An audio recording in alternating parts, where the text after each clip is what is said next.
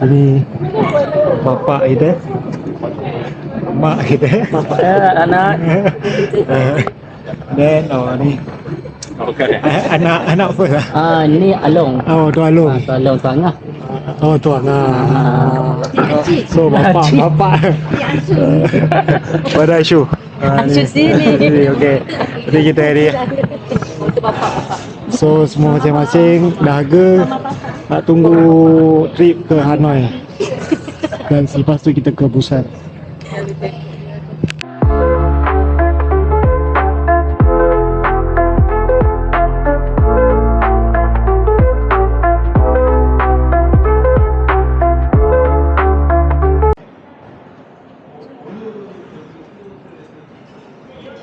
Alhamdulillah, sampai mana dah? Sampai Busan, alhamdulillah. Ramai-ramai. Jom lah. Ramai-ramai. Busan tak payah. Jom. Kita pergi makan dulu. Okay, alhamdulillah. Kita dah sampai Busan. So kita akan stay Busan selama 3 hari. Lepas tu kita akan ke Seoul pula.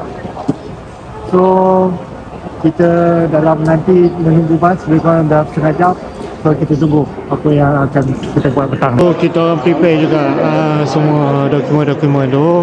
Jadi alhamdulillah Allah pemudahkan urusan kami dekat immigration Gimhae iaitu Busan. So kita nak pergi cari bas.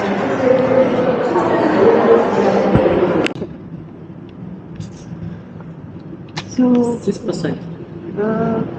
what time? 9:10.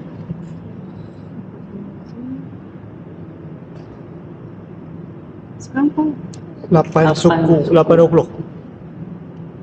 Okay. Yeah. 9, 10. Okay. How much? 6.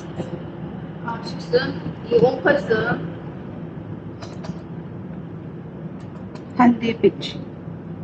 So kita kena naik train. Tak payah, naik bas. Naik bas lah kan? Betul.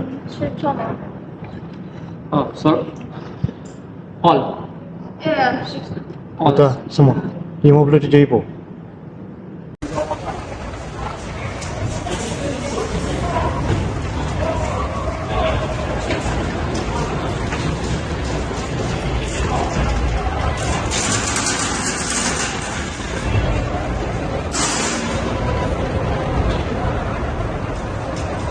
Mana kita ni? Kita mana kita? nak naik bas ke Busan Beach, ke homestay kita. So korang boleh buat pilihan lah, sama ada nak naik train ataupun bas ni limousine airport. Kita ambil limousine airport ni sebab boleh letak beg. Kalau beg biasa dia tak boleh, bas biasa dia tak boleh letak beg lagi semua. So kalau limousine ni harga dia lebih kurang dalam berapa dia? RM28 duit Malaysia.